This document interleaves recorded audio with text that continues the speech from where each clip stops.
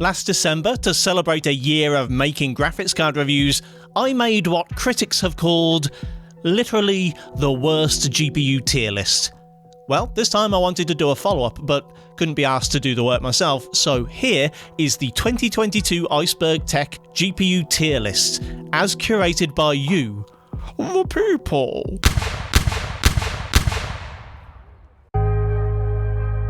I trust I don't need to explain what a tier list is. You're all people of culture, and I don't presume to patronise you on such obvious matters. A few weeks ago I put together a Google poll for audience members to fill in, assigning each of my GPU reviews a star rating of 1 to 5. GPUs that received a majority of 1-star votes will be classified as F tier, 2 stars will be C tier, 3 stars B, 4 stars A, and 5 stars will enjoy the rarefied air of S tier. My first GPU review of 2022 marked my intent to cover as much of Nvidia's Maxwell 2 series as my budget would allow, my rationalisation being that the desktop GTX 900s are Team Green's oldest remaining supported GPUs with full support for DX12.1 features, and which don't perform like crap in Vulkan. The GTX 970 was selling for over £100 at the time I recorded the review. And in the context of a world where the only cheap new GPUs on store shelves were overinflated GTX 1650s and assorted display adapters, this actually wasn't too bad. Looking back at the results of the year, the 970 definitely finds itself in the lower half, but at its now dramatically reduced price, I think it still has a certain appeal, though personally I'd spend a little more to get something with more VRAM. Of course, my opinion doesn't matter right now. What does matter is what my audience thinks, and they voted to put the GTX 970 in A tier. The i9 290 was, again, a strategic choice of review. In January I'd made a video about Nime's modded drivers, which since the previous summer had become the only way of updating the drivers on 1st, 2nd and 3rd generation GCN cards. Doing a full review on those cards was the natural choice, and the i9 290 did pretty well, all things considered, but for the most part came in a little behind the GTX 970 and did so with almost double the power consumption. Still, my vote doesn't count in this list, and feelings count just as much as facts, I guess. So I will respect my audience wishes and put the i9 290 also in A tier. For the HD 4890 video, I did the same as for the GT 705 last year, and pitted it against some less ambitious games. At the time of publishing the video, Nime's drivers for this series weren't available. I was stuck with a 2009 era card running 2013 drivers. Naturally then, virtually nothing modern runs, but that doesn't mean it's worthless. It also means you probably shouldn't pay more than about £5 for one these days. The vote was split between C tier and F, but it got the same number of stars as another C tier card, so I'm going to find in favour of tier C. The laptop RTX 2060 Max-Q, reviewed in my 2020 Razer Blade, has the potential to be a very capable GPU. Alas, the Blade is designed for slimness, which means there's a sacrifice to the size of the heatsink.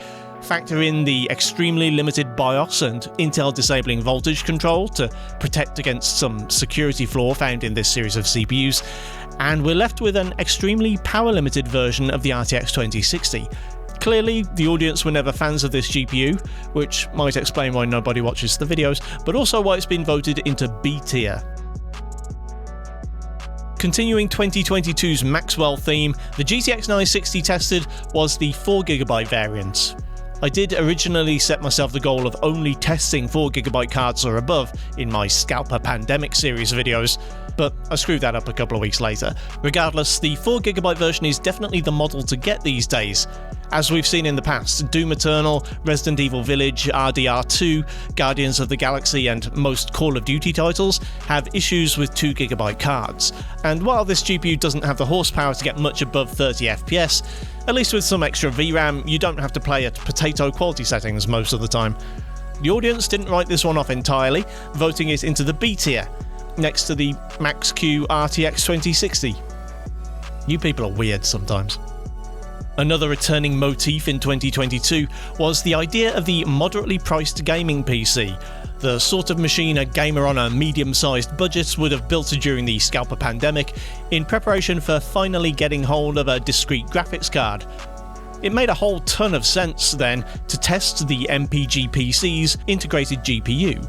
The Vega 7 on the Ryzen 5 5600G needs fast, more expensive RAM to get the most out of it, and even then I'm not sure it completely replaces entry-level GPUs, but for a moment in time in the early 2020s, it was good enough. The audience voted to put the Vega 7 integrated graphics in Tier B. I keep returning to the Tahiti series cards from the early 2010s. I don't know what it is about them, but I guess I'm just impressed they can still put up a fight, even if they can't run every title on my roster. Alas, at the current time and in the country I live in, a card that pulls this many watts and delivers this little performance in return doesn't make a whole lot of sense to buy. The audience's verdict seems to have been maybe more positive than mine, and so the R9 280 belongs in Tier B. Sometimes I like to imagine what the pitch meeting for the R9 Fury X was like. It's a 2015 flagship GPU with an ITX form factor, an integrated AIO liquid cooler, and it sacrificed half of its VRAM just to switch it to HBM. It didn't really work as a product, if we're being honest. There's plenty of reasons to be dubious about AIO-cooled GPUs. GCN3 support didn't last as long as its predecessors, and the 980 Ti, its main competitor, proved hard to beat. Still, the Fury X puts up a reasonably strong showing, and I can't resist a quirky product that steps up confidently before falling flat on its face. The audience feels the same way, I guess, because they rated it as a Tier A card. I was pretty harsh on the Quadro P400. It's not like the GT710, which I don't feel remotely bad about telling people to steer clear of for anything other than pure emergency backup purposes. The P400 has a job, and I'm sure it's very good at it. However, when I found out that it has the same number of CUDA cores as the mythical GT1010, I just had to test it out in games. It could have been worse, to be fair, but it's a pretty expensive card, and anyone buying it for gaming will be taking it away from someone who might need it for their CAD homework. The audience rated it Tier B, which seems a bit generous if you ask me. The 980 Ti is going to be a tough card to say goodbye to. One day, probably pretty soon, Nvidia will stop supporting this old beast. As the 980 Ti and Titan X were the very top of the GPU game when I came back to PC building, I still idolise them a little bit. Thankfully, unlike its predecessors, it has enough VRAM to carry it through the next year or so of games, and has enough API support to run everything out there in 2022 and 2023. Its performance is mostly great too, though the driver-related issues I've had with Maxwell-based cards in Guardians of the Galaxy and Halo Infinite might be a harbinger of some bad things to come. If electricity were cheaper, this card would be easier to recommend, but those two things aside, I still hold a candle for the 980 Ti. The audience gives it an A, and I don't disagree. The RX 480 speaks to me on an ideological level, because it was the last time I remember any GPU brand going hard on offering value for money at the £200 price point. Sure, you could argue that it was a strategic move to cover the fact that AMD didn't have anything to compete with Pascal at the high end, but I'm of the opinion that PC gaming is at its best when it can offer a console-equivalent gaming experience for a console-equivalent price. The 4GB RX 480 is a card I'm sure a lot of people are reluctant to buy in 2022 and 2023, partly because it was a decent card for mining until quite recently, and therefore will most likely have been used pretty hard. But as something with great compatibility and decent performance, and that's an absolute steal on the used market, I would say they're far from irrelevant. The audience rated the 4GB RX 480 as a Tier A card.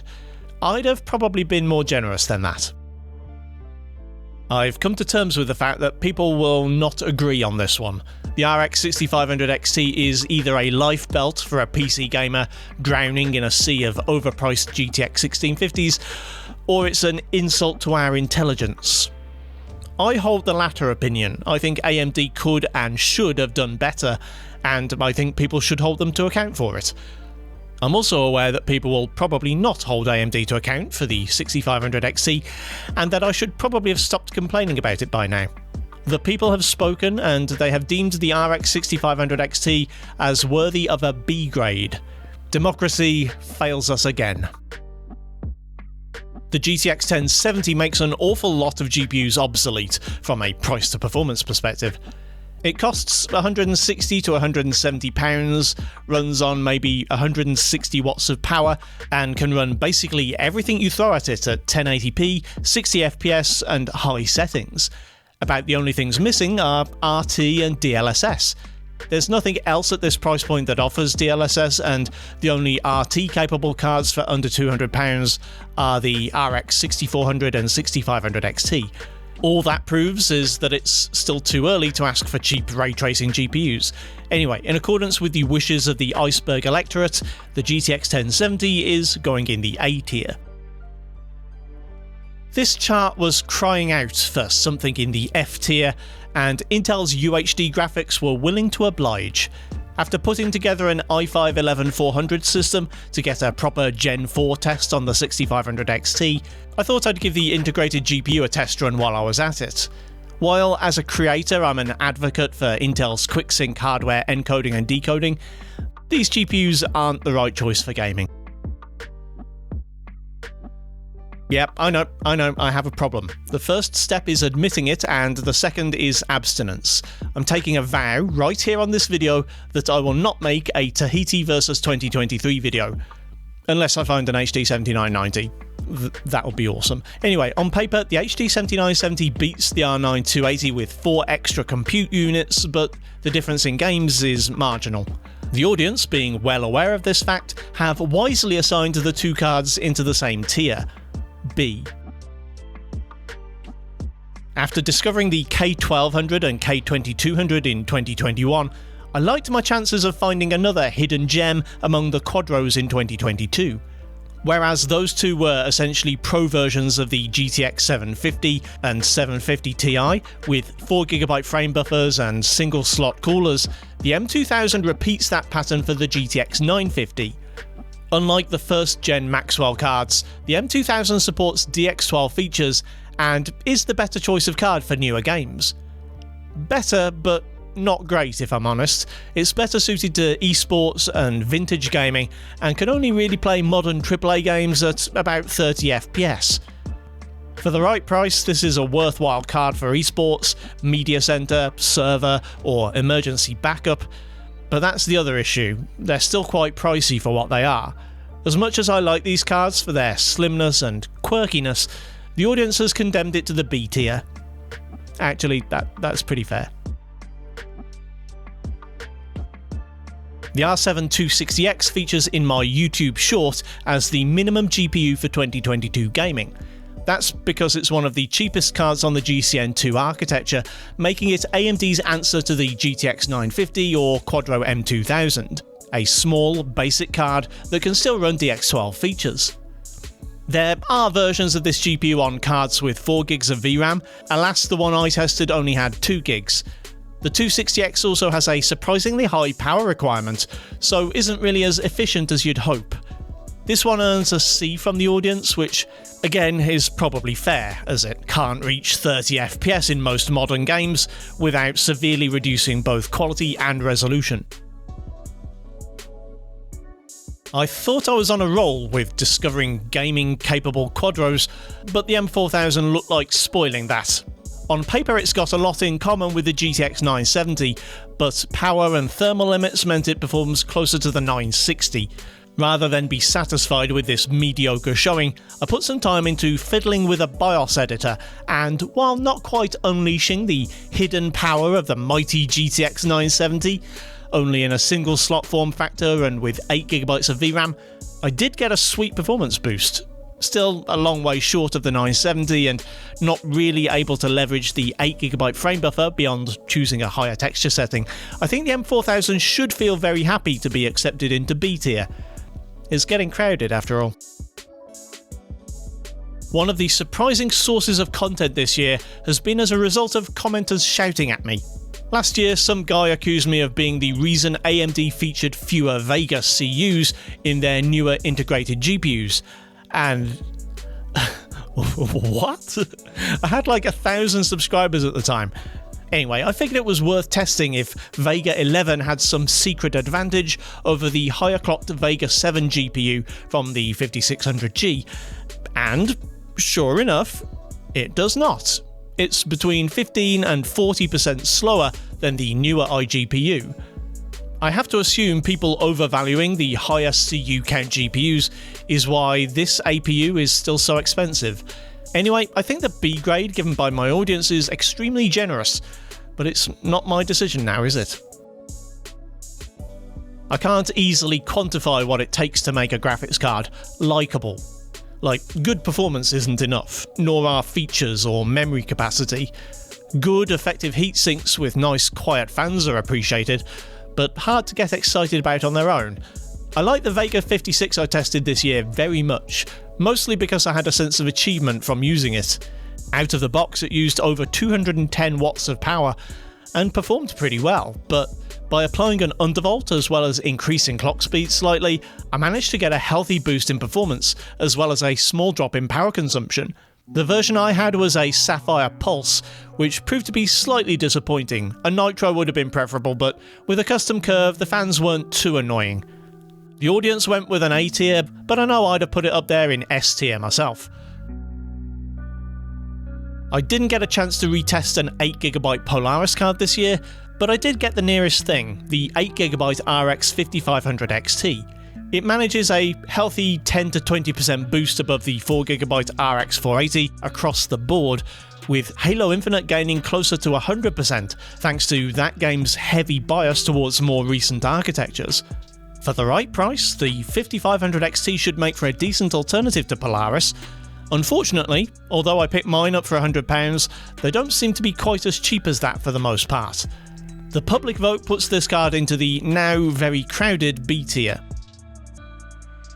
Yep, another card that got reviewed more out of spite than anything.